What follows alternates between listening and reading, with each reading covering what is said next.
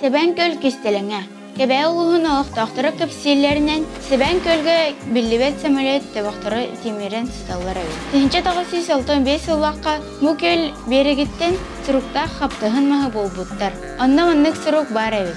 Здесь 13 августа 1937 года в результате катастрофы самолета Ан-209 погиб экипаж. Иваневская оны үстөйт атын фамилия барада масаймагарен эргерен сұрағын сатан ақпатақтар. Бу болбут мастарын Москваға ытары әжігәңе көтер бір төлөкке тексер биттер. Ол бір төлөт сақылынан умайбыт. Себен көлгі маннык бұғылан ара сылларға болбыт. Олар істерігер, алсеп трассытын баянны самолеті бар болын сәп дейлер. Ханнык самолет табаға боларын бұхары ліктер. Бұл көл кестеленген олықтақтыр Якутский треугольник ден артылылар.